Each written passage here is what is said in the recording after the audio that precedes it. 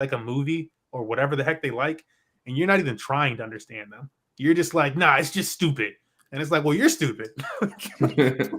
No, I like this thing, and I'm trying to tell you why. Like, stop doing that. I want to use it. I'm going to use it regardless. You're going to strain this relationship.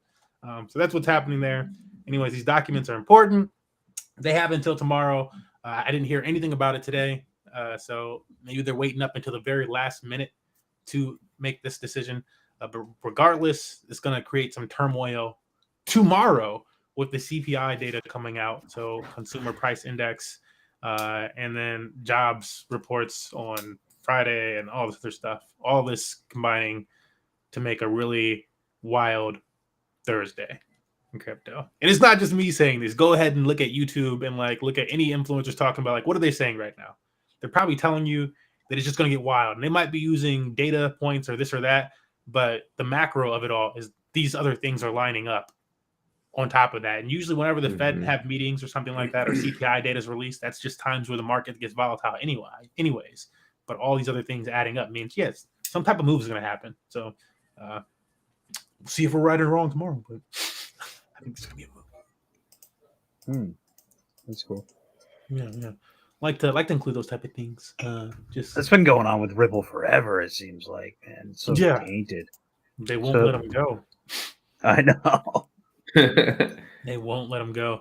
The funny thing is, like, I like the point where people are like, yeah, Gensler says that, doing it to help save investors. But like the only thing that's hurt Ripple is the SEC. Ripple was doing fine on its own. Nobody was losing money or this. Like, what are you saving investors from? Like, truly, if that's your job, is big agree.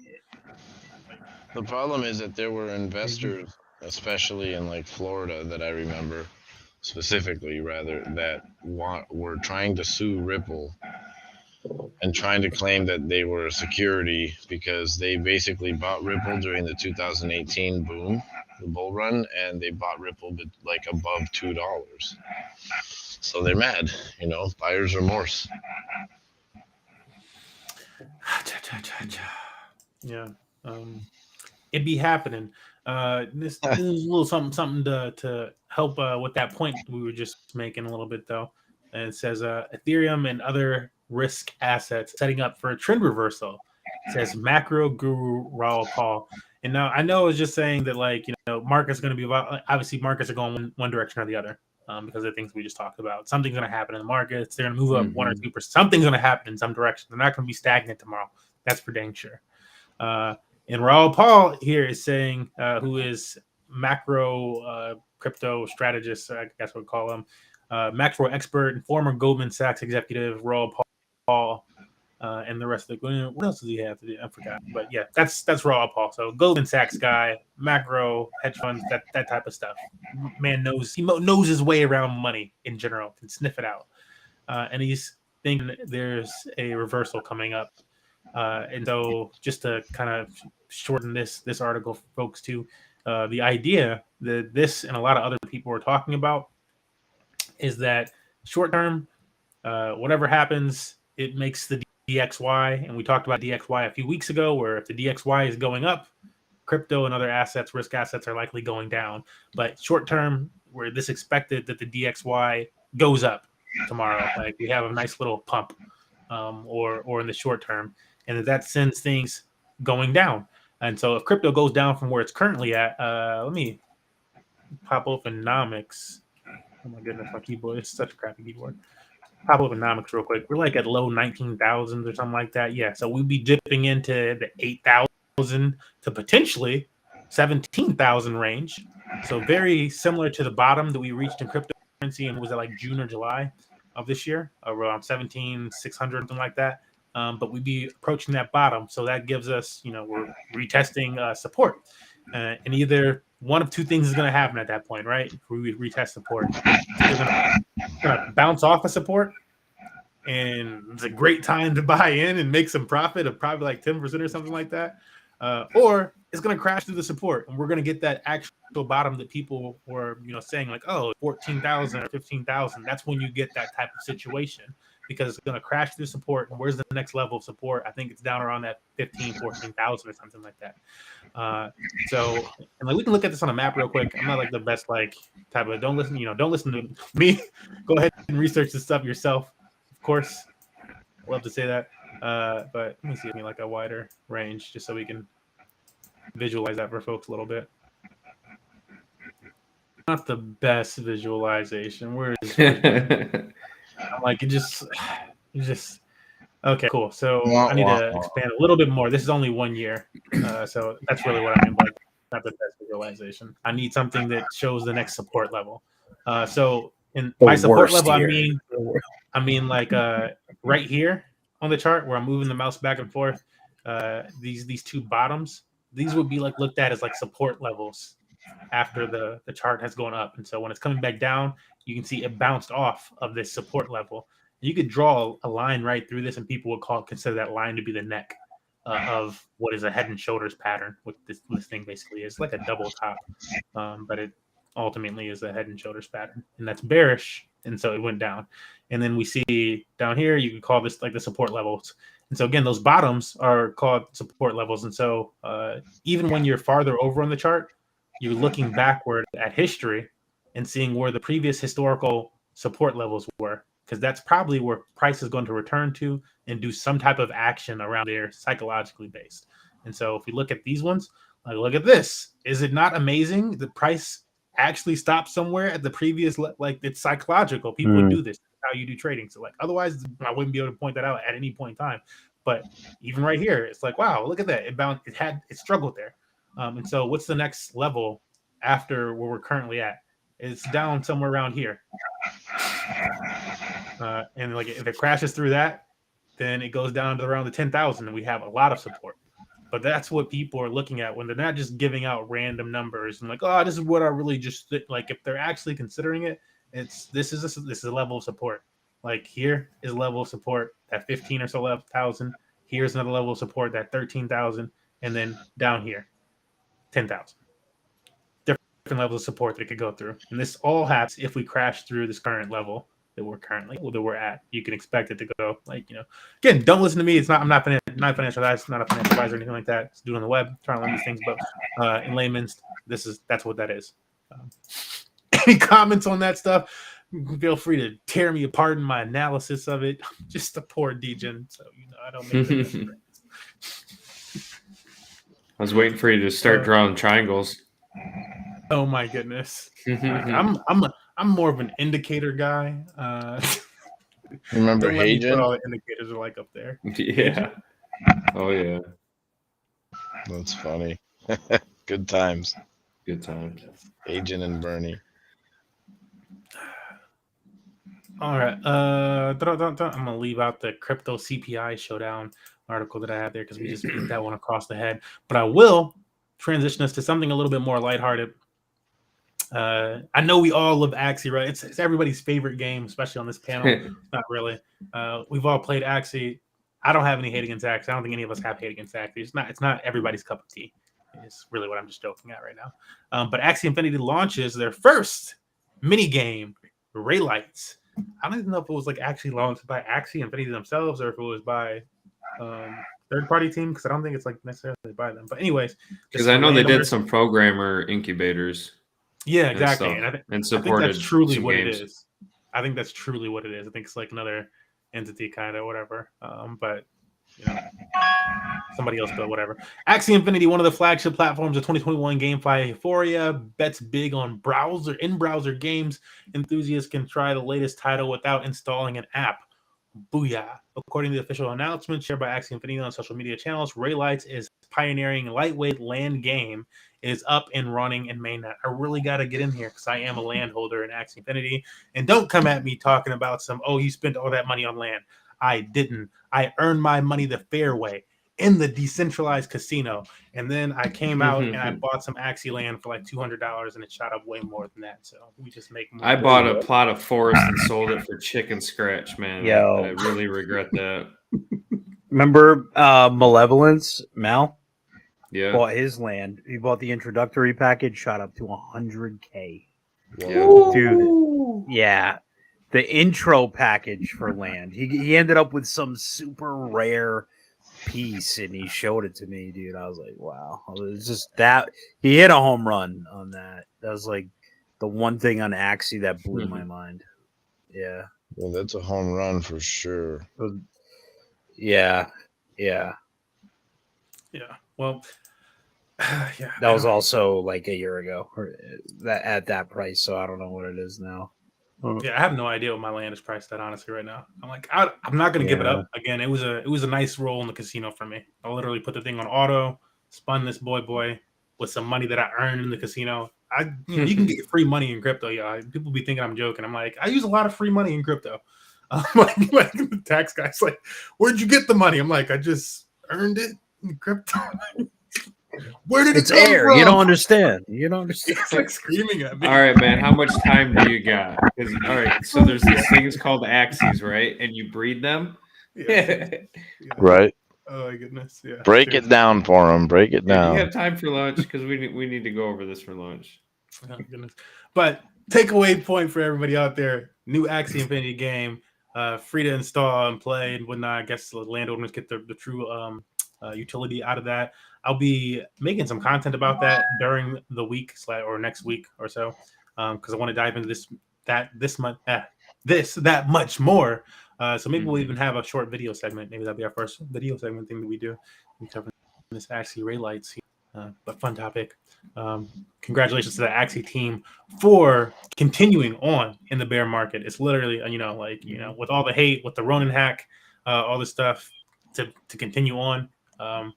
Got nothing but respect for their team, honestly. So feel the way you feel about the gaming. And this is also, hopefully just the beginning of them having a bunch of different games to actually satisfy their user base, where people are like, oh, maybe this one game isn't that fun.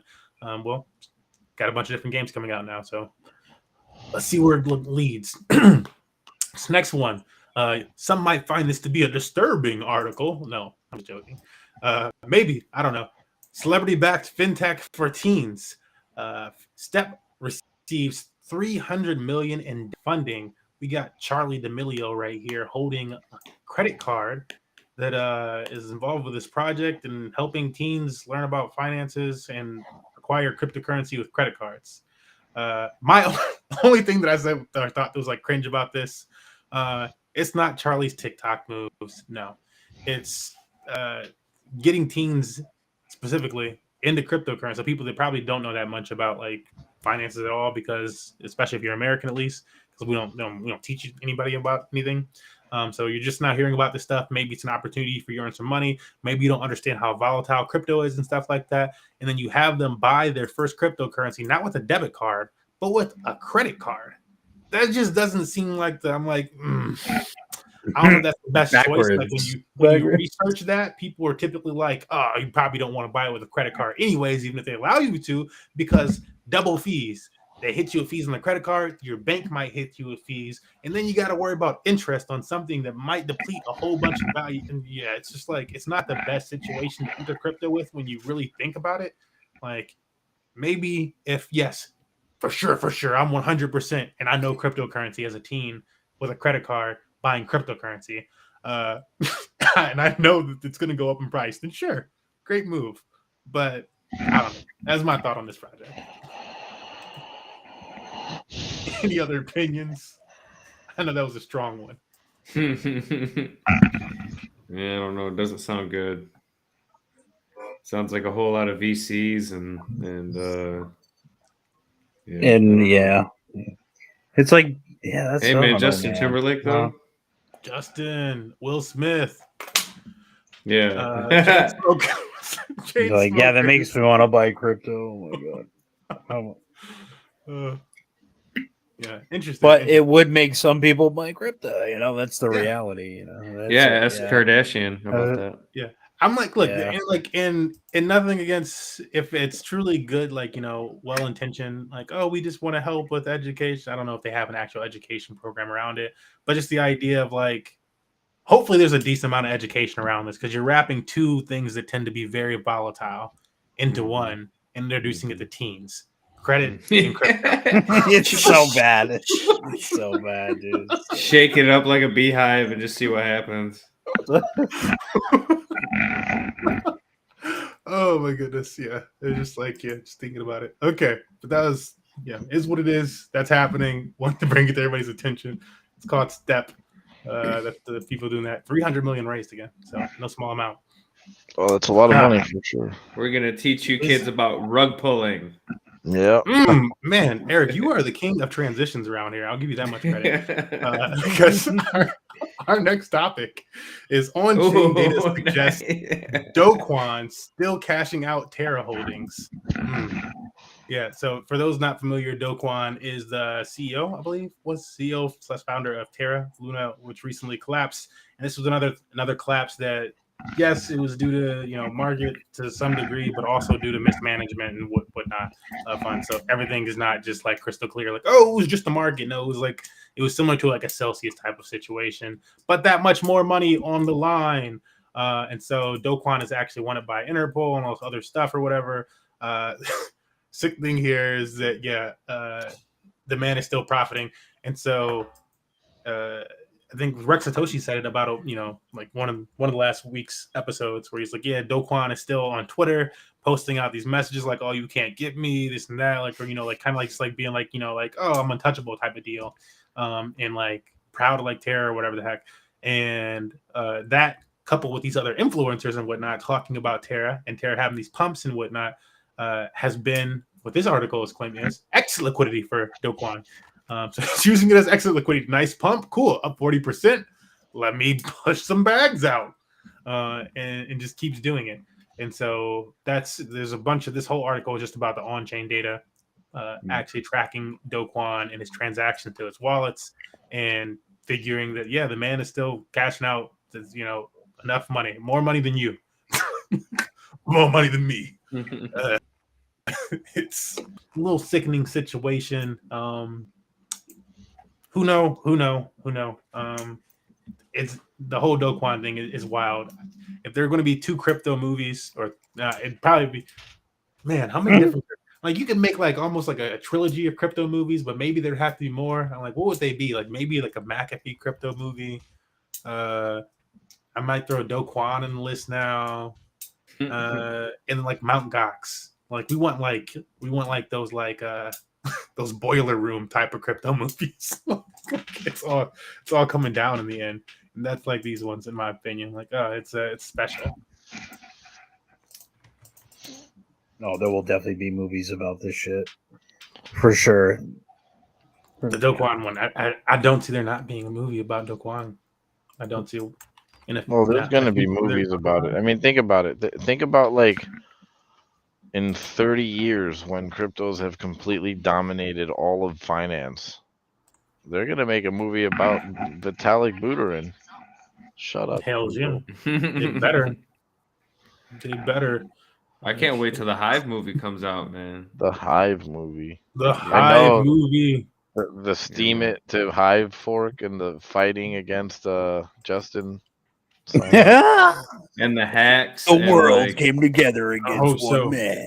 Thing is, like nobody except for like 100 people knows the whole story. Like, I know, like, it's crazy. So many layers to what happened. If they make a movie about that, I would really hope it's done with like puppetry in a Team America type of way. I don't even know the whole story. I just know that I probably don't know the whole story, but I know that what he did like with witnesses. CZ got faked out by Justin Sun. Justin Sun fucking lied to CZ about it, and some white hacker like hacked into the account and like sent it to like an exchange. And like basically left it up to the exchange to make the right decision, and they didn't. They gave it to Justin Sun or something like that. It was so much. It was wild, bro. Super Movies wild. will be made. Since Eric, since the topic was more so on Hive, Eric kind of, you guys can't notice, determines where I'm going next with these articles. Kidding. This is DApp Radar. Which we earlier spoke about in the night, as far as feeding people misinformation about how regularly used the metaverse platforms are. Hold on though. Let me interrupt. I missed that segment because the cat turned my computer off. So can you summarize what you talked about? Because Oh it's yeah, funny.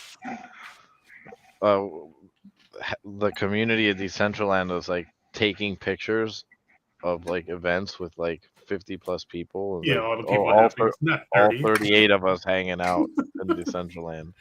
Yeah, yeah. I had to Oh, tag that's Biometa cool. during that, like immediately, because I was like, I just went to a party and there was, I'm pretty sure, more than 30 people there, Yep, and like exactly. I saw other people running around.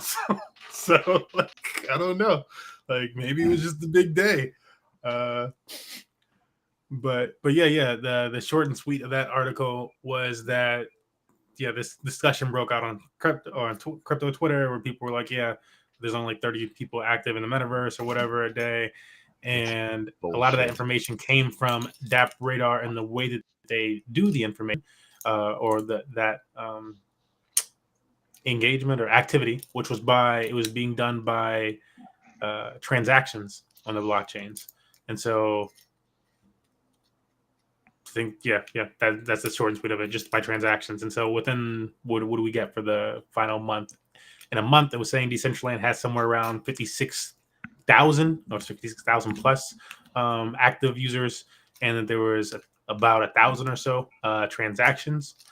But obviously a lot more than the numbers, and that's just one. Like these initial tweets were saying the entirety of the metaverse is only have like 30, like in this, and it's like, bro, like, you just don't know what you're talking about. You don't know what you're talking about. This is one project, and it's already pooping on your numbers. So I see gambling slowly trickling up. I honestly think that I think that's like a weird move from DApp Radar, or maybe somebody else got that info from DApp Radar. Mm-hmm. Is what I'm thinking happened, and it could be. DApp Radar didn't come out and say it turned into like bullshit, but I think it was done on purpose to try to hurt Decentraland and, I don't know, make Facebook's meta look better, or just somebody just trying to hurt the metaverse overall by spreading misinformation. And that's really all what it's all about, because the media, I'm pretty sure it was a Bitcoiner, loves to lie. I'm pretty sure it was a Bitcoiner. Just a Bitcoiner. Which, just like a Bitcoin maximalist, like fudding, like, oh, ETH bad, oh, wasting money on anything other than Bitcoin, but like, like that type of mentality type thing, which we've also talked about, where it's like, bro, like, stop fudding other projects and stuff like that. You don't understand everything. I recently had to do a Twitter thread on how it doesn't cost 32 Ethereum to run a full Ethereum node, because that's the only information the Bitcoiners will share. Is that, it costs 32 Ethereum to run a full node and secure the network, and it's like, that's not true. It also actually costs 0 Ethereum to run a full node, and you can use like your laptop to do it and secure the network. Like, no, you're not gonna. You need 32 to get the rewards coming off of that if you want a portion of that. But to just help secure the network, you can do the same way that you can do it with Bitcoin. And guess what? It's gonna use up a lot less resources. So like, stop, because you a bunch of Bitcoiners out there securing the network and never getting rewards too. We have some interesting data on screen. Hopefully that answers your question. Your question with that though, Bitfiend. Yeah, absolutely. Cool. Eric mentioned we saw gambling working its way up here. This is just in terms of unique outlets, so activity happening on the blockchain. You can see games are the biggest thing on the blockchain in terms of that activity and use of blockchain gaming, baby. Then DeFi, gambling exchanges, social collectibles, marketplaces, and then high risk. Those are like ROI dApps, or for people, somebody's out there like, what? What's an ROI dApp? It's Ponzi-nomics, baby. Things of that sort. Or if not Ponzi-nomics, something where maybe you're relying on, it's almost like a business model that people like try to set up a shop, and maybe they're using their own DeFi strategies or something like that within a dApp. And these plays are typically considered more high risk, and that's what you're talking about in that category. For anybody who really want to know. This other portion down here is, go ahead. I was like, so is there, I'm just wondering, because been diving into the Web3 music side of things. So is that not even like registering on the? I'd like to know where music is too. That's cool. Yeah, I don't think it's. Cool. there's a few more of these, but I don't think it touches on any of them. So I don't think any of them are, or maybe they include them in social. But we can check out. I'm gonna go through the rest of this page and we can check out like maybe one more of the rankings things and see if anything music comes up there. But even since that might just be like that platform getting used in versus the entirety of everything, it's still not registering as its own category that's strong enough to just pull up those numbers. Yeah. But it's still early for music, so exactly. Yeah. It would be nice to get some stats on that. Let's see. We got, what does it say? Unique active wallets in by protocol, and this is one that I figured might make Eric a little happy. This thing was different the other day. It's like changing day by day a little bit. But we got Binance Smart Chain, Wax, Thundercore. I don't know what Thundercore is. I'm gonna have to look that up. Matic, Solana, and Hive, just outside of the top protocols by users. Hive out there playing with the interesting. Well, they just had ahead of Ethereum. They just had a hard fork. So they have a 3-second in irreversible block time now, and they changed some JSON files to make it like 7 times easier.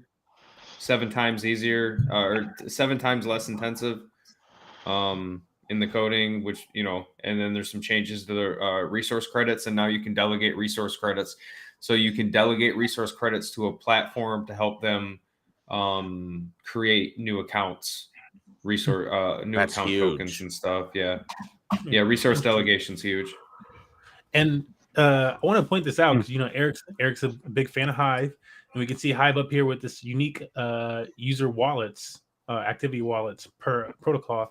And I wanted to point that out specifically because these names that we see on the top. Wow, yeah, look how. Wow. Number one, they're cheap. So these are cheaper ones. And Binance Smart Chain is probably one of the more expensive ones up here. Like I don't really use Solana, but it's supposed to be really cheap. Matic, dumb cheap. You can find faucets to just give you enough Matic to do transactions for forever. Don't know Thundercore, but probably cheap. Wax, pretty much free / cheap. And then you got Binance Smart Chain. Things cost about 20 cents. And Hive, again, really cheap. So it's cheap. These cheap ones have tons of users on them. And if we were to keep scrolling down, I'm not sure if they're going to have it on this page, but if we were looking at something like DeFi Llama and they were talking about TVL, the volume is on Ethereum. So a lot of money on Ethereum, billions of dollars, a lot of money on Avalanche, Arbitrum, Tron, these other blockchains, Binance Smart Chain have more money on them, but still Hive out here competing, and that's because the volume of people, wallets, and look at Solana dropping though. Look at it dropping, just in time for Hive to. I mean, how many problems do they need to have? I feel like if you were like, I feel for Solana people that are like really big on Solana. That's their only thing. 'Cause I'm like, it's. I'm just gonna. I'm scrolling by that. By that transactions, games, seeing the transactions, no surprise there. That's insane. We got DeFi and market. That is insane, dude. I can't I've been literally saying for at least since 2018 that blockchain gaming is the future of gaming, and I have more than one friend telling me that that's a load of crap. And these numbers don't lie. Yeah, if blockchain gaming is literally leading the blockchain industry right now, it's above DeFi. You got DeFi behind. I thought DeFi would have been on top. To be honest, I thought because DeFi by a lot. But you have to think about how DeFi is the infrastructure of these games, and the games dominate every time. Yeah, exactly. Yeah, you're gonna have more transactions in those games. I fucking love seeing it. I'm so excited, Eric. Look at these numbers. I see that. What are we buying next? Twin Gats. Look at these numbers, bro. It does get me excited for more gaming projects though, because I kind of lost my excitement, and now it's starting to come back. So. Scroll down just a little bit. Oh, yeah, just a little bit for you. Yeah, here we got transactions per protocol. There we go. There we go. Wow. Yeah, look, the Dan family right here. I can't believe. Look at Wax, Hive. Solana, Hive.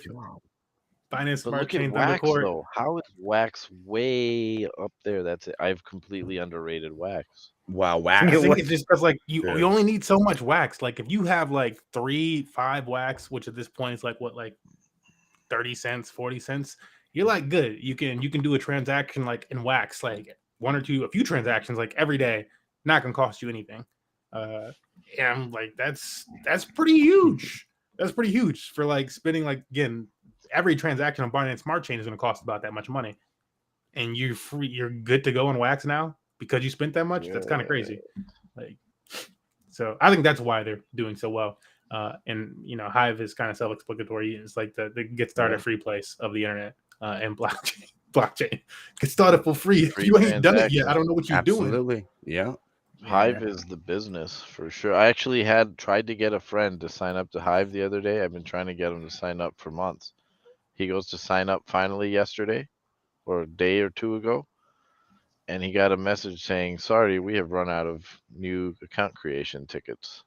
Oh, I gotta wait. It was fine 3 months ago. Dang. It's like you got to get your Hive account while you still can. Don't sleep on it. I mean, part of that resource might be, credits are going to become more expensive, I think. Oh, yeah. Over Eric time, hooked me up the way it with works. 2 of my Hive accounts. Oh, yeah. Dude, delegating feel- resource credits is a whole business on its own. Like my mind's rolling right now. Like, what am I going to do with mine, baby? I'm about to go start posting again right now. Like, yeah, Listen, I'm excited. listen. I got to start posting again too. Yeah. Actually, I have a Hive project where's and a Vim at? developer, so we can talk about that too. is that what you and me talked about, Eric, a long time ago? No, that's still on the back burner. That's still something else. Okay. Yeah, Now I'm really now excited I'm about that one curious. too. Still, Yeah, I want to point out with these transactions as well per protocol that while we're giving Hive and stuff like that a pat on the back, that much more reason to give them a pat on the back, because when you look at, and again, this is transactions per protocol, so what's possible when people are talking about, oh, it's closer to Visa because of this or that, these ones are living that. They've been living that for a while now. Like that's dominant. And this is also like wax is for games. That's why Money Match Gaming uses wax for games in like our NFTs. We're like, as long as they get on there, they're gonna be good to go. We can go a bit of wax and they don't got to worry about anything ever again.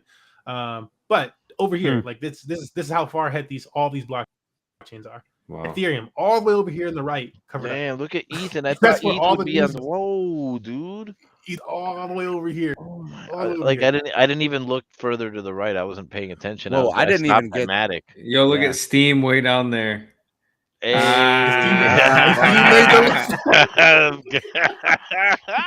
Yo, name me a fork that Yo. outperformed its Sacked. original chain. Name it. That's historic. I'll name it right now. ETH? Hive. No. The only one. Sorry. The only one. That is So, huge. Yeah. How is that's you just brought up a huge point, Eric. Like huge. That's massive. A fork that Most forks do not outperformed the outperform. original. Yeah, that's a first. I don't know any other one that They should- outperformed. Coinbase. I had to say Ethereum, but technically, well, and Ethereum, Technically, okay. and technically, Bitcoin. Okay, because you're right. I think You're right. You're right. Ethereum Okay, worked, and that's the technically one we're currently Ethereum using. was the first But, one, but Hive was second. All right. But yes, Hive. But Hive is in a league of its own. with these type You of almost movements. have to ignore Ethereum, though, because it's Ethereum. No, this definitely. I don't want to Point, take good point, I don't want to good take anything point. away from Hive here, because like this is definitely putting Hive like in a. If you weren't aware of these type of things and like how decentralized some of these words, like these ones, like Hive, way more decentralized than a Binance Smart Chain. Even though applaud Binance Smart Chain for shaking off that hack or exploit situation recently, rolling the chain back and doing what they needed to do. Which is honestly, most people were shocked by that stuff. I'm like, this is why I've been using Binance. I knew they were more centralized.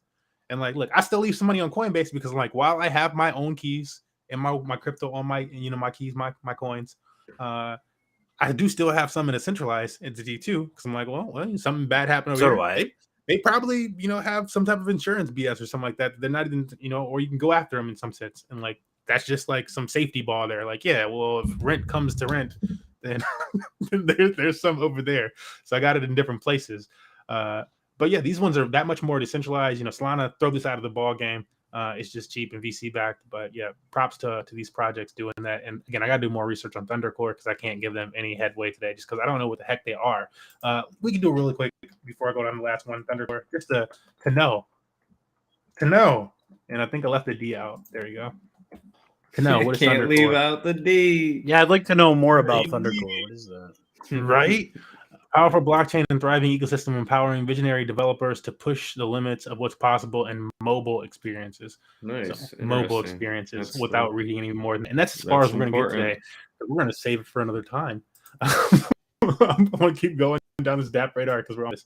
The next thing up was volume. And so in terms of volume, though, so we saw, in terms of individual numbers, gaming leading the way. Mhm. And then we saw DeFi coming. But in terms of volume, DeFi is up there.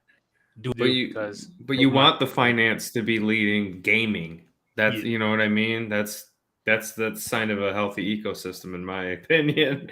Yeah. I think things are working out the there. way they're supposed to. And then volume per protocol. Again, all the money, if you didn't know, is on Ethereum. There's some $1 billion on Ethereum? Like, it's a lot of money on Ethereum, guys. Even though these other roll-up layers and stuff like that are coming out, and we have these other options. The majority of money in cryptocurrency is like, let's just look at this. Let's go over here real quick. Stop, Smurf, stop saying it. Give them the DeFi llama. That's where you go to get a lot of this information. There's other websites out there, but this is where everybody likes to go. Total value locked right now, $53 billion. Damn, that's a lot of money. $53 billion. And we scroll down here, you can see some of these top protocols. So Maker DAO. On top. Protocol, that's 7 big. billion. 7 billion. Holy Lido, fuck a lot of balls. staked Holy Ethereum, shit. Fluid, Lido. You know, I was looking at Maker when it was below $400. Like, damn, I need to buy some of this. And then it just skyrocketed. What's it at now? I don't know what it's at now. Now that I think about it. Every game launches on that. So it's gotta like, be kind of low. sense, right? It's got to be Everything under launches 1,000 on now. that. Yeah.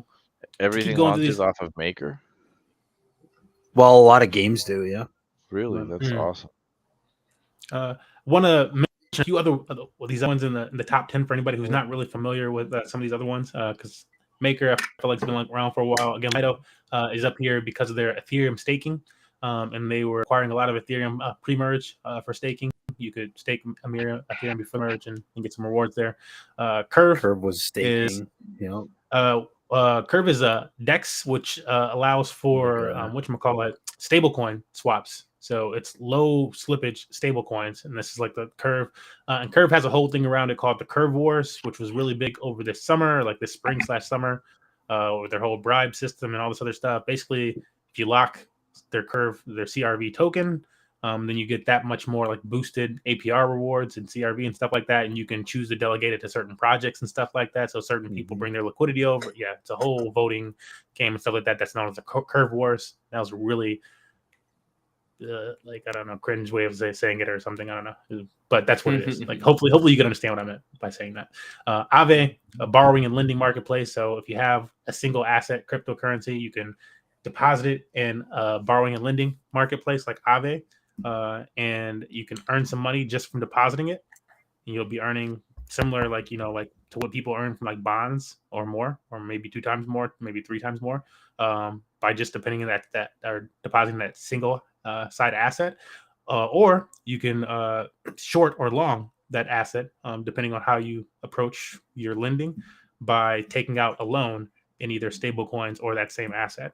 And so in that way, you can either short or long the asset. So that's what people do with things like Aave. It like allows DeFi to actually do shorts and longs and stuff like that, borrow money. And when you borrow, this is another fun tip. When you borrow cryptocurrency, so like this is like a tax saving thing, actually. Say you hadn't spent a whole bunch of money in cryptocurrency, you could put a bunch of money in this, and then you could borrow against it. So like if I put $10,000 in Aave, and then I forget how much they let you borrow. Like maybe it's like, I don't think it's 90%. I think it's like 70% or something like that. But they let me borrow $7,000 then. That $7,000 that I borrowed is tax exempt because it's borrowed money. No taxes on it. You can still spend that. But that's how you can be clever about things in cryptocurrency. You do this in traditional finance. Good to know. Yeah, you do this in traditional finance, so you can do this in cryptocurrency as well, and you're good to go. And so like you can play that right year over year, like, play that in a smart way from one year to the next year or whatever have you. And again, I'm just a lowly degen on the internet learning these things, but go ahead and look up how that works, and then you're gonna find the exact same answers. Uniswap, another DEX, but more so than just Curve with the stable coins. And by stable coins, I mean like USDC for USDT, DAI for USDT. They have their own triple stable coin called 3CRV, which is DAI, USDT, and USDC all staked together. And then you can also trade things like BTC for RIN BTC or whatever the heck. And of course, it's wrapped Bitcoin because it's on Ethereum. JustLend is like Aave on Tron. PancakeSwap is like Uniswap on Binance Smart Chain. Compound, what would I compare Compound to? This is kind of like what started the whole farming thing in cryptocurrency and stuff like that. I'm pretty sure it's a lot like Maker, isn't it? Yeah, Well, that's what I was no. gonna say. I'm like, Yeah. I feel like that's right though.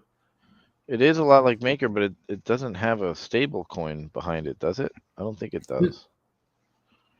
Yeah, because Makers is a DAI. Yeah. This is the DAI situation, and for Right. that is why DAI is so popular, guys. But yeah, I forget the exact. There's some type of relationship going on here, though. Not looking into that too much. I always forget about that.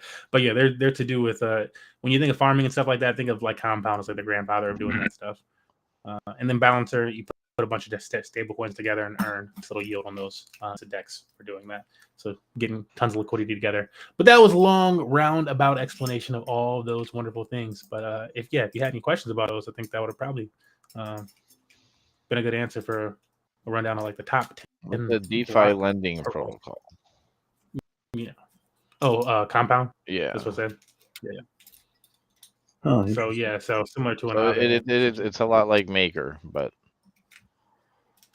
like I remember I had Compound originally, and there was like a rug pull involved, and like Coinbase fucking brushed it under the rug because they were listing Compound at the time that it happened. I'm pretty sure Coinbase covered all the losses just to save face. Remember, I got my first Compound from Coinbase for free. Yeah, me too. Yeah, me too. Yeah. It was was not mad about that. I want to keep it rolling because we're almost at the end here. We got another article that I wanted to touch on. This is similar to, since we just touched on some DeFi stuff. Again, I love DeFi. I think finance and things like that. Utilizing your assets to earn more for you passively, as passive as you want it to be most of the time, depending on how you set it up. And while we're speaking about passive, this is a great transition into passive because this article here is just talking about some features, and I'm not even going to dive into all the features of them really, but it's talking about yield aggregators. And so that's really the topic that I want to mention for anybody out there who's like maybe heard of DeFi and stuff like that. And you're like, but then I got to push the claim button and the gas fees and whatever the heck, and blah, blah, blah, blah, blah, blah, blah.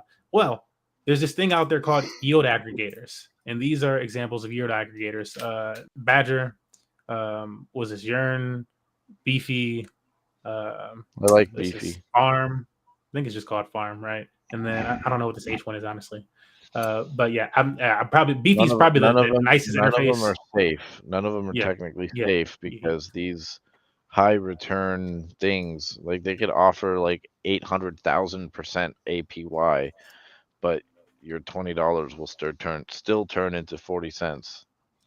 See, yeah, and like that's just to say that like they'll list different projects that, and I feel like Beefy tries to be more safe, but they've also messed up a whole bunch. But yeah, they'll list different projects where it might say some type of insane return on it. And the reason why the return is so insane is not just because the project is offering like, if it said like 2,000 APR on the website for the project. Well, what these things are doing as yield aggregators is they're taking those returns that you get on a daily basis or every few hours, actually, I believe in the case of these aggregators or less, and they're claiming those rewards and they're splitting it back into your LPs for you. So if you were using Bitcoin and USDT to farm with on Binance Smart Chain, they would take the rewards every so often, split it into those two tokens, pair it back for you, and then you're earning with that much more of those tokens. And so that's what yield aggregate. They automate the process for you. It's auto compounding for you basically, and that's how you get those really high numbers that Bitfine's talking about. But if the project's not safe or has some type of issue or whatever the heck, as you're saying, like it can still be, that $20 can still go whatever the heck. So oftentimes the safest thing to do with these yield aggregators is just find safe plays. Like I was saying with like a Bitcoin and USDT or 2 stable coins that are earning like, and often it doesn't look as attractive to the other things on these platforms, like 700% or 2,000%, or sometimes we'll say like millions of percent, honestly. But and it's not to say those ones don't make profit in the short run, maybe. Like, if you're actually paying attention, you can probably make some profit. But the safer play is to just find a stable coin platform. This is a safe platform they're yield aggregating from. It does stable coins, or it does Bitcoin or Ethereum or something like that. I'm going to put mine in this platform that like has been around for a long time, because they'll have platforms from this DeFi llama list. Like some of those will be over on like a Beefy or something like that, and they're just taking the rewards from that and compounding it for you automatically. So that's why I wanted to bring that up, really. Not to go into the differences between them all. I feel like that's like a whole nother topic. But just for people that are like, even in a bear market, I use things like this. I do a lot of my stuff, manually. But I do have some stuff like on farm, like my CRO stuff is just in farm, rotating some Bitcoin earnings. I'm like, screw it. I'm not going to deal with it. I don't care what happens to the CRO price. You're auto compounding for me. You've been doing so for like 6 months, and I haven't looked at you. I barely ever look at you. But you just set up the rewards like that, and you could do again, like you could do the same thing with just Bitcoin or Ethereum or stable coins from a reputable project, and just not really have to worry about it and be compounding them boys. Yeah, assuming that you pick a safe project and you add to the LP at a dip, where it's finally going to start to rise or at least go sideways. At that point, you don't really have to manage it, because they pretty much manage it for you. So that's what yield aggregators are best for. If you don't want to have to manage your own LP, like say through Uniswap, then you can go to the yield aggregator and they kind of manage it for you. But there's still risk of impermanent loss, because they have to manage it just as well. They have to perform. And if you bought at the wrong time, clearly you're still going to get impermanent loss, but it's more what's it called? I guess stress free if the aggregator is doing it versus you managing your own LP. Yeah, it just makes it a lot more passive in that sense, right? Yeah. And then like again, that's why I mentioned like the stablecoin ones, because if you can find a stablecoin one that's like looked like, I remember back in the day seeing the stablecoins like 100, 200% APY or something like that, and I was like, I'm hitting this million boy. Right. On some Degen token, and like I made I'm the type to like take some profit and get out. So I did okay. But the better play would have just been like, you're gonna get 200% on stable coins. Bro, take the stable coin. Take this, like there's no impermanent loss there. It's stable. You're just making 200%. Right. There's like a lot less risk. You're just making really nice money. So, yeah, I made the mistake of I go after the coins, because I look at how many coins I'm going to get versus their value. And, it seems better at the time. But obviously, doing a stable coin is a safer bet for sure. Yeah, and it depends on how active you want to be in things, right? So like if you're going to be on top of it, I treat it like trades when I'm doing that type of yield farming. Like it's the same as a trade to me. Like I'm in a trade basically, and I'm trying to maximize that trade. I just see it as like being leveraged up in that trade. If I'm using the native tokens, otherwise, like again, I would say I use my same Ethereum and USDC pair from farm to farm to farm. I don't care if the market's going up or down. I don't care about the impermanent loss with this pair. It just stays there and it earns me money wherever I place it. It's nice. A strategy to take. Yeah. It's been nice. It's been really nice. It's made me more than one Ethereum, and I just like kept it together. So yeah, you can just move it around. That's a very popular pair to use wherever you are. There's chances are they're going to have that. Wrapping up our last few topics. This is another SEC bound boy. SEC investigates Bored Ape creator Yuga Labs over unregistered offerings. Yeah, go SEC. This is why we love you. Why wouldn't you be messing with? I don't know. There's just more. There's like I feel like there's more important things they can do other than try to like basically what they're trying, like they want to sue different projects. I don't know. There's just actual important maybe legislation. Like maybe you could come up with some That's one thing. You could come up with an actual regulation. Maybe you could figure out the regulation before you have to like all the investigating and try and suing this and that person, and you haven't even come up with like your regulation. You haven't figured it out They yet. don't know what Like, the hell they're doing. The thing it's is, like, bro, that's so horrible. they're just basically legally stealing money from people and time while they work out the kinks, because at the end of the day the SEC is going to fully adopt cryptos and blockchain technology. They're going to do it. They're already working with it. They're going to do it. If if I'm sitting here swiping my Coinbase card and spending USDC, and you have Square doing what they're doing, you have all these institutions doing what they're doing with crypto, how much money is that really adding to the GDP on the blockchain? And eventually, man, the whole blockchain is going to just swallow the GDP entirely. Like it's going to come, we're going to get to a point where it's going to be like you go to join a business or a company or a project or a friend or something, and they're running on traditional banking system, and you're like, dude, you haven't switched to blockchain yet? What are you doing? What is this? It's so old. Dinosaur. Yep, exactly. What is this, Blockbuster? No, okay. Ex- Promise, that's my last That's good. old, Bank of America is going to be the blockbuster. but last next old reference for Blockbuster. that. For real. Well, actually, they were getting a little they were getting a little friendly with blockchain last that I read about them actually. I don't think I Yeah, included it. I actually I remember making a post about it, because I'm pretty sure this was in 2021. There was an article in January or February, so early 2021, that I read about Bank of America just bashing cryptos hard, like no way. And then literally 3 or 4 or 5 months later, that's when I read the article about Bank of America starting to look into blockchain, and Yeah. the CEO said it might be good after all, or something. Yeah, that was weird it. That was shit it. like The that. CEO recently came out and said that blockchain looks like actually cryptocurrency and blockchain might just be the future of finance.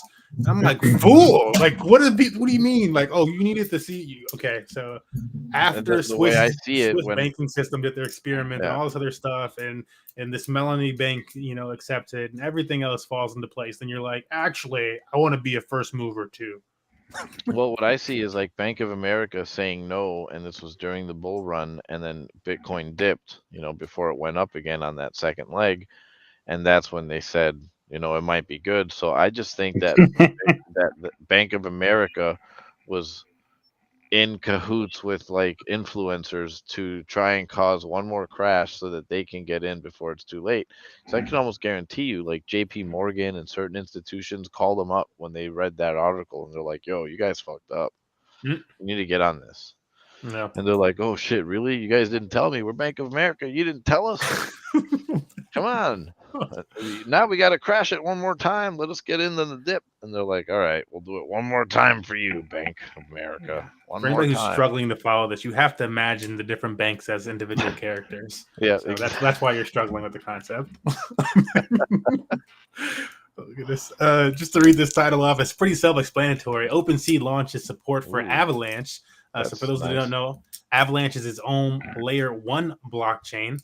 It splits into a whole bunch of other subnet blockchains. I think Avalanche could become the future of gaming blockchains in some or a future a potential big player in gaming blockchains. And again, it's because of this ability to do all these different subnet blockchains off of the Avalanche blockchain.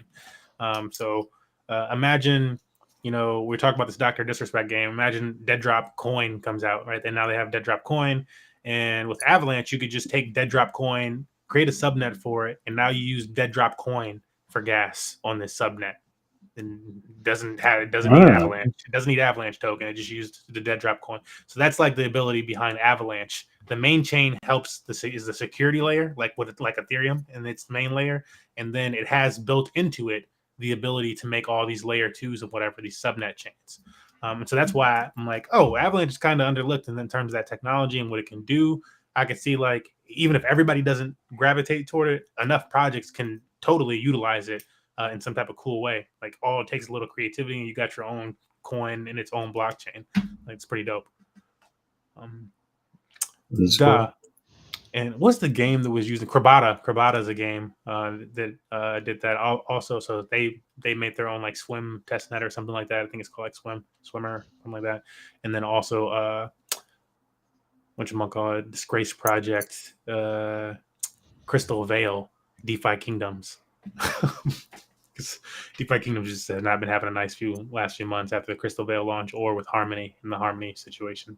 A little hacky sack. One of our last things of the day, into tomorrow, again, big stuff tomorrow. But ARK Invest CEO Cathie Wood, similar to the United Nations, urges Fed, aka the United States Federal Reserve, that's the name of our central bank, different things, don't forget that, Fed to stop raising interest rates. An open letter. Cathie Wood of ARK Invest is one of America's premier investors. She invests in technology and usually calls things correctly, not on a 6-month time basis, not on a 1-year time basis often, but over the course of like 5 years to a decade, it's been pretty hard to say Cathie is wrong with things. So is she stepping out of her game a little bit here? I don't know, because you're a long time span person, Cathie. Maybe this is more of a short thing. I don't know. But as a prominent investor, macro type person, Cathie's also saying, similar to how the United Nations was saying earlier this week, Fed, pump off the brakes a little bit. Chill out with the interest rate. We're going to cause a recession like no other. And people aren't just worried about a United States recession, that we're worried about a global recession. And there's other big wigs saying this stuff too, like Jamie Dimon, I think, said this recently. Ray Dalio also said this recently. These are some of America's richest and most influential investors.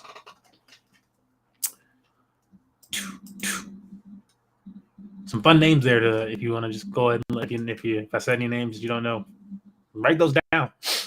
Ray Dalio, Jamie Dimon. Yeah, those people are like barometers for the market. NFTs, It's like, huh? yeah, it's crazy. Yeah, I mean, yeah. we're definitely getting big on music NFTs. See, weird transition. I'll excuse myself, but yeah, a little fun in music NFTs, and this is actually an article shared to us by Quiet Man in the Room, Sean Porter. Sean, can you tell us a little bit about this article? Sure. Well, Billboard's been dropping their own kind of, they're dipping their toes into Web3 music, and are also just keeping, adding it to their charts, which is pretty cool, because Billboard, I grew up with them doing magazines. I believe they had a magazine back in the day. And so it's cool to see them, one of those retro brands coming back and doing their thing. And I really love what they're breaking down here. I actually noticed it because I think I was just doing research, trying to find something that I've been paying attention to in the market, and this is more what I've been looking into, is the music side of things, because I definitely feel something cooking up. And NFT Seattle had a lot of NFT music. The day 2 was like live music and stuff like that, so that was really cool. And started minting my first stuff. My first creative stuff that was my own that I minted NFTs was just recently in music, so that was kind of cool. And as I started reading, I just noticed that I don't know if they're super unique utility, but like the San Origin one was super interesting, because I think this is the one that you can lock in your NFT. That stops right there. So by doing locking it in, you get to special access, but you can't sell it at that point. And then as soon as you sell it, I guess you probably lose access. So it's kind of serves as a key in that form. So that's kind of cool. And this one sold out quick, and the floor is pretty high, but or the secondary market is pumping pretty good, it looks like. So yeah, it says free mint here, and it was a free mint. It was a free mint. I was like, whoa. See, this is what we're talking about, getting that free money on blockchain. Free mint. And Web3 music, man, that's where it's at right now, man. There's a whole bunch of these right now. This one's not even on there, but I recently heard one of the producers on a track for some big hip hop artist. I don't think it was Snoop, but someone is selling their rights through the NFT drop, and then you got a share in the actual future streaming income that track Mhm. got. So like things like that, which might end up being securities. We don't know, but yeah, it was very cool. Yeah, things like that. People gotta be careful with. And again, like the whole securities thing. So I'm like, if we could just have like a little bit more regulation around that, it wouldn't really be an issue. I don't think projects have an issue with these type of things. People just want to make people want to be compliant. Like as much Right. as much as there's tons of the Web3 and blockchain space that is like, nah, hands off. There's also other sectors that just want to be compliant, and like those are more consumer facing of certain degrees. That, just want to be compliant, but like with the lack of regulation, it just makes it really difficult. So tis what tis. On this topic of free mints, I wanted to include one thing. Here it is. We skipped over earlier. Ugh. This thing here, which I'm not sure if anybody is able to see this week. This is Zen Protocol. Has anybody seen anything about Zen this week? XEN? Nope. Nope. No talk of Zen. You guys, nobody? No. Oh man. Okay. Well, this is another new crypto project. This was created by Jack Levin. This is just information that I learned. Don't be afraid. Like I've been hearing about it for like 2-3 weeks or something like that, but I just learned a lot of this stuff about it. So it was created by Jack Levin, who is an early Google employee, like top early first 10 or 12 or something like that, Google employees. So been at Google a long time. Developer, whatnot. He made this crypto project as something to help onboard people into cryptocurrency, and so it is a free mint project. The idea behind this thing is like it has a staking element to it too, so to help teach people some of the components of DeFi as far as like staking. So like that's like a hex type of component. I know you guys like to rack me for hex, but really it's wrecked. But so you can stake, you can get like 20%. I believe it is APR per year on your stake tokens. But again, the thing is here that the tokens are free to mint. And you can mint, I believe, was per account, something like 100 days. So different days that you can mint. And over time, each day, and it's like not by each individual, but it's like over time, you mint less and less and less. So by the end of like an 8-year period, you're going to be minting like a very small amount of these tokens, Zen tokens, for connecting your wallet to Ethereum and minting.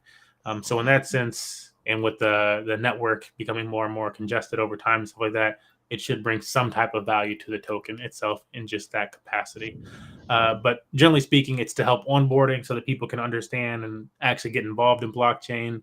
Okay, now I got some free tokens. Oh, how, I want to sell the free tokens, right? How do I sell these free tokens that I got? Maybe, and teaches them how to sell them, or how do I stake these free tokens that I got?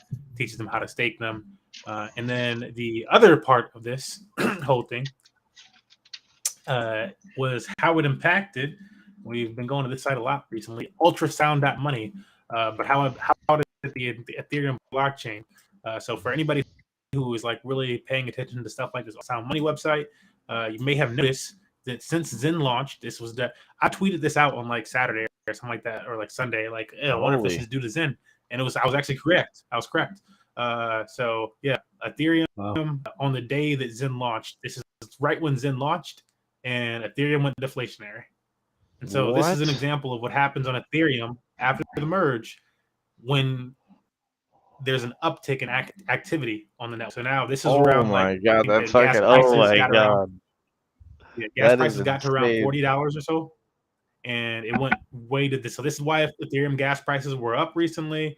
It was around $40 or so gas prices. I think it maxed, or it might have been that much higher, but that was what I was hearing people say. And it took a bunch of Ethereum off the books. So what does it say at the top here? We were around like 13,000, 14,000. We were with or so That's Ethereum incredible. Since the merge, and it got rid of about 7,000. So cut it like in half. That's pretty dang deflationary, guys. And the proof is in the pudding. I was like, I saw that and I was like, oh, I think it's because of Zen, but I don't have any proof that this. I gotta just say, thought it was the activity. You're a goat for being able to pinpoint that. I'm gonna say that right now. It felt good to be right. It's good analysis. And hell yeah. And it tells you. Yeah, so here on the website it tells you like who's the burning leaderboard, and Zen actually took the top of the leaderboard. Afterwards, because I was seeing people be like, yeah, it is Zen, and I'm like, how do they know it's Zen? I'm like, oh, it was, and I was saying it like on a stream. Like, I don't know how to pinpoint it, but I'm pretty sure that's probably it. But yeah, Zen, Uniswap, coming in at number 2 then, and then OpenSea. And in terms of volume that this took, so we can switch this to our USD. And so it's around 300, 400,000 volume to make it this deflationary as it currently is. And at its peak deflationary, this was about 3 times as much in terms of volume, USD volume. So you can imagine that if anything is burning about $1 million worth of, so we can get, I'm saying we can get like as a community goal, but if there's a case where a project is burning around $1 million of Ethereum in volume, then Ethereum is going to be that deflate. It'll be like this deflationary. So if anything in the future comes about, and Zen is a free to mint token, it's like just like a like lottery ticket, maybe. Maybe it's worth something in time, maybe it's not, but a lot of people, because if it goes up, again, it's a free mint. So a lot of people the first day did make profit, like the first day or two. You could have minted it for free, even though it cost us money and stuff like that, and just sold your Zen tokens and made a profit.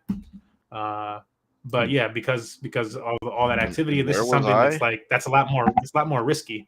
I left it in the Trustless Degens and stuff like that. I think I listed it in like crypto. It's in the Discord channels. The crypto and NFT channel. I even tagged everybody. It's like I don't tag that often, but when I do tag people, it's usually like a good opportunity. I've been in like massive pain for days. I barely even use the computer. So yeah, I'm just teasing, man. No, that's all right. I had a good excuse though, but still a bad one. I should have seen it. Yeah, for sure, good excuse. But yeah, just good little, checking out the different projects that are creating that burn on Ethereum. So yeah, that's Zen. That's a brief overview of what Zen does. I have not minted any Zen yet. I'm waiting. I'm gonna mint some Zen though. Honestly, I'm just waiting for. I think what's it cost now? Like a lot of FOMC on the project. The gas fees, like the fees, what you want to think about, right? It's just 15 the gas right now. So we're right at the dictionary amount. Right. Yeah, you only have to pay the gas fees, and so I've just been waiting for the gas fees to come down as much as possible, and then I'll mint my Zen token. Wait, so it's an ongoing thing like right now? Yeah, you can mint for free for years, like a little, like I think it's over 8 years. So you can mint free, and then again, it's like each account is only, but I believe it might be more than this, but I believe each account is only allowed to mint 100 times. And so you choose that 100 times over the 8-year period, and you just mint out a bunch of free Zen tokens. And you can choose to stake those tokens for long periods of time or a shorter period of time and get interest on those tokens, or you can just hold them or sell them. But it's free tokens for people to do some stuff on Ethereum. Yeah, it's just helping with the onboarding, and a lot of people in crypto. It's one token per mint or what? No, it's a bunch of tokens. You'll get like 50,000, 300,000 or something like that. What? Because they're not worth much. So it's a bunch of tokens, and I don't know how much your mint's going to be worth. But look at what it's doing, though. Exactly. And so that's the thing. Like a lot of people haven't participated in this whole part of things. It's in the crypto and NFT channel, and then it should also be Trustless Sources, crypto and NFT announcements channel. It should be a link to the mint there. Crypto and. But yeah. And we can get that there like afterwards too, if there's any issues or whatever. Zen.network. Holy shit. Really, dude? The feeds into it.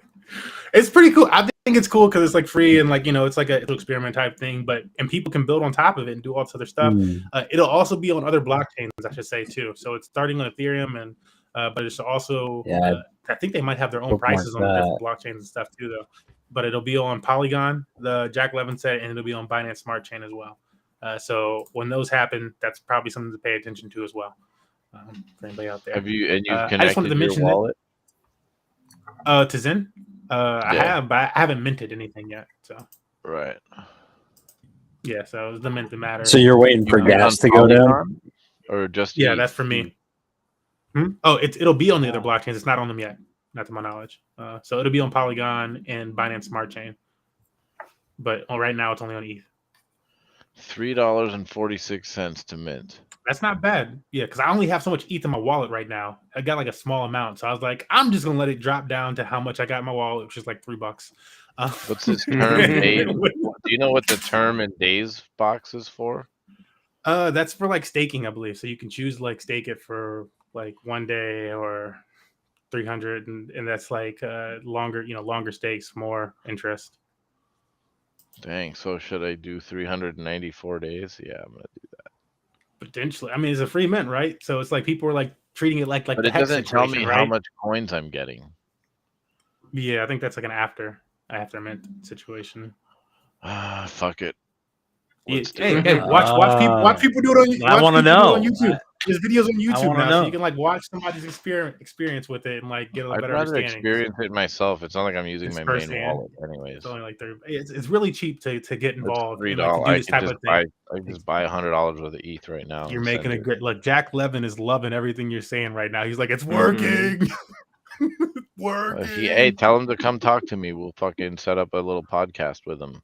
Oh my goodness. The funny thing is, like, I was like in this chat when it was like launching, and they were like, sorry, Vitalik, we're gonna clog up the network, this and that. And some people were like, yeah, we're not gonna be as big as crypto, we're not gonna clog up the network like that. 24 hours later, ETH goes major deflationary for the first time. Like, no, you kind of did, guys. That's crazy. But yeah, there's that. To wrap this thing out, I wanted to just mention this as like a cool DeFi project type thing. I'm not going to go into this because it's like some like high level nerd stuff. But basically, I mentioned the Curve Wars earlier. This whole Curve blockchain or Curve Dex doing their whole Curve War situation with bribes and whatnot. Basically, the same thing has happened on Balancer, and this project named Aurora is taking over a large percentage of the Balancer voting rights in this kind of Balancer war situation right now. So that's happening. But yeah, just wanted to bring that up. Last other DeFi topic, and again, these are really quick shoots because these are things that I feel like I just need to make single videos on because they can be kind of big brain, whatever. Maple Finance, the Shopify of crypto lending, and I really just wanted to bring this up because I feel like not a lot of people have heard of Maple Finance. I like pancakes, and people are looking for more. Who doesn't like pancakes? People have been looking for more serious crypto and projects in the bear market that aren't like Ponzi-nomic around or whatever. Just the people are treating more seriously. I'm finding things on Optimism and Arbitrum. I've been hearing a lot about Maple recently. So Powell calls this specific client profile the middle market, and it's Maple's bread and butter. He defined it such as any company that's now beyond venture capital raising, but still too small. They're not publicly listed. They're not multi-billion-dollar companies yet, but they operate in a niche sector of crypto, like you said.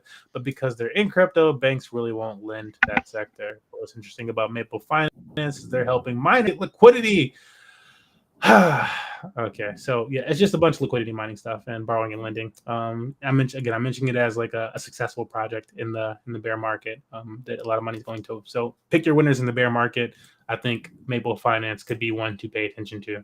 So it's just a gut feeling when I see something so many times and I'm like, I need to do that research. It was like the Arbitrum and Optimism situation where I've like started to say that to people and stuff like that, and then they just explode. And now Arbitrum's like the roll-up layer. Like it's like hands down at this point. So I'm getting these feelings with Maple Finance, putting it out there so everybody else can get those feelings too. I think that's all we have today. That's all we have, but it's been a crazy covering of everything that's been happening. Again, I feel like if you watch Trustless Degens and some of these topics we talk about, you're probably going to get a pretty good wrap up on the last week or so in crypto and everything that's been happening. It's like it's a lot. We cover a lot. We talk about a lot. And I don't know. We talk about a lot. Any closing comments from the crew? Yeah, man. I'd like to just briefly mention something if I could. Sorry, Sean. I'm working on a project with Hive, and I won't go too far into it so far, other than just backing up your Web 2 content on Web 3, and got a developer that's interested in the project, and he's not just interested in getting paid. He's interested in teaming up, and he already has a map of the things that we need to accomplish to make it happen. And he's very proactive in contacting me and asking me questions, and seems to be pretty excited about it to the point where he wants to get started on it. So nice. So the way he mapped it out, it seems all very doable stuff. Some things may be more difficult than others, but we got some tokenomics, some ideas of what we're gonna do, and it might be a good idea to just buy some weed tokens, on Hive, the Hive engine. No Awesome. promises, not financial advice. It's not going to be a huge economy. Even if we do get a lot of people using it, it's a very small direct market, but it's scalable to other things. So yeah. Nice. Well, we'll tell you more information as I already have a working name that we'll probably end up with, and I just don't, I gotta secure the different things and stuff first before I start telling a bunch of people the name. So yeah, we're stoked. Feel it. Hell yeah, that's cool. Yeah, I'm excited to see where you go with that. I'm sure I'll hear more about it very soon. Oh yeah. I gotta keep you guys in the loop all the time. I get excited. Yeah, I think you were saying something, Sean. I was just gonna say that was Danny Boy Styles The Weekend that drop was. You got 1% of the Danny Boy Styles was a producer on it. Each holder got 0.0025% of the future streaming royalties. Platform estimates a 9 to 15% return. Wow. And, that got about monthly volume traded was 56 ETH, about 75.8 thousand. So it was pretty cool. Yeah, lots of cool stuff there. Lots of cool. Like one of them was "Oh My God, Kirby." That one sold out and we got a lot of hype in the space. And that was like basically selling the complete rights to the tracks. So it was unique, and you can use it in whatever you want. If you have a podcast, you grab that, and you don't be able to use that however you want. So that's kind of cool. Yeah, it's like I can imagine like one of these type of projects, one of these NFT projects that are splitting those royalties or whatever with the fans. Becoming a Mariah Carey "All I Want for Christmas" level song. Imagine the royalties on that boy. You're like, that's a lot more than the 9%, baby. That just doesn't stop. Cool. Hey, can I get into something just real quick? Earlier on Twitter, you had actually mentioned MIA's Paper Planes and how it uses the sample from the Clash, and I thought that was the perfect. Like that should be in the metadata for the songs, right? When we go on YouTube Music and we're listening to it, and I go and want to like learn more, there's no way, there's no info button to learn more. It's just what's right there, and you got to kind of go and Google it. But all that metadata should be there. It should say right then and there who the producers were, who used the drums and everything. And like there's still projects out there now, like Arpeggi, which I've dropped stuff on, which like I could upload a single snare hit. And someone can use that and to make a sample that another producer uses to make a song, and it'll all be attributed in the metadata. So I think that was a perfect, relation to Web3. Is it'd be cool to be able to see that, because that's happening all the time, right? You're like, oh damn, you hear the song or someone says it, and you have to go back and listen to both songs, back to back, like I did with that one today, and so it was really cool. So just love the Web3 music guy, and that's what I'll be. I'll be the Web3 music guy. Listen to you guys talk finance, and you can come to me for the fun stuff. Heck yeah. Yeah. Any other closing remarks from school? Yeah. No, thanks for coming. Thanks for finally coming by, Sean. Thank you, Sean. You got all the gaming knowledge and Web3 NFTs stuff like that, and he's been trying. It was good seeing you here. Absolutely, and I'm super interested in music NFTs too. I didn't really introduce myself there. What's his name? I'm like lost in my tabs. Sean Sporter. Oh, so, good to see you, man. Bitfiend, they've been around a while. Absolutely, yeah. It's hard to know who I've known. So if you were an old Hive guy, I thought maybe or Steam guy, maybe I'd run. Yeah, I started Steam. I was playing Steam before Hive, or I was on Steam before Hive when DLive was on it, and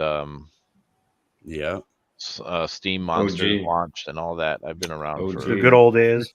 I got into Bitcoin back in 2014, so I've been riding this wave for a long time. Love it. Yeah. Yeah, buddy. Hang time, buddy. Yeah. Again, like and I'll give the floor to Twin Gas in case you'd like to roll us out with anything before this or after this. But I mean, man, just thanks for having me on. I appreciate it. Thanks for joining us. I got something to say to you guys. Y'all are my favorite people, man. You know, in the space, so it's cool to just sit and chat with y'all. Yeah, man. I don't know, just like with the music NFTs and stuff like that. I know, however you feel about Insane Clown Posse, and their music, they're always like ahead of the industry. And they've built like a cult following because they're always ahead of it, and they just got on board with that. So they sold the rights to a bunch of their songs on OpenSea, which was like, oh, okay, that's a big deal. Was this like past music or new music? Old music. Dang, that's crazy. Wow, I hadn't heard about that. Yep, and and so Juggalos bought up the rights to like these songs, right? And they were like, "Those are yours." They weren't the best songs, as an ICP fan, like, but they were kind of throwaway tracks. But yeah, I don't know. It's cool. It's something I'm interested in for sure. Yeah, I'm sure for them it was like a lot of like testing. Like, what's this gonna work? What should we do bigger ones? Like, what's the return gonna be on a bigger one?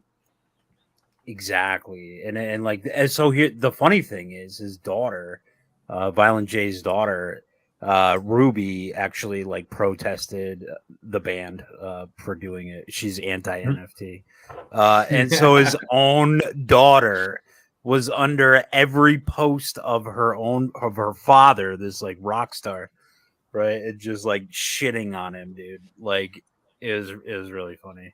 So I don't know. It was just a funny story. You give people a megaphone, Kids. Yeah. Yep. Man. I don't know. We'll just I'll keep you up to date with Dead Drop. You guys want some updates and stuff? And, for sure. I'd like to come back on and just chat about stuff someday. Yeah. Jump on in. Yeah, we're gonna probably. I think everybody will use this weekend. I think it was pretty good work as far as the flow for us and stuff, and getting people in and out. I feel like you were about to say something, Bitfiend. You said you wanted to share something before. Is that correct? When we're not live. Oh, when we're not live. My bad. Maybe that was under your breath. My bad. Yeah, I was gonna leave us so that I'll wrap things up. I was gonna leave everybody with for next time. Leaving us with the don't forget, tomorrow's supposed to be a volatile day in the markets, whether it's up or it's down. It's supposed to be a volatile day because the numbers coming out. Now, I'm just a dude on the web. Don't take this as financial advice. I'm not a financial advisor, not a professional or anything like that. Just dude reading articles and stuff like that. But if it's happened before, it could happen tomorrow. And if it does happen tomorrow, don't be that surprised, because this is the type of situation where professional traders set themselves up to be like delta neutral. And like if the market goes up, they make money. If the market goes down, they make money. You just put a short, stop loss pretty quickly in either direction. And yeah, enjoy those 10% gains. But yeah, that's what I'm saying. That's probably what I'm gonna be looking out for. I'll be waking up and trying to find a trade. But yeah, that's CPI numbers, FOMC, jobs claims, stuff like that. Fun times. Hopefully you enjoyed today's show. It's Trustless Degens, and we'll see you guys in the next one. We out. Peace. Good show. Good night. Yep.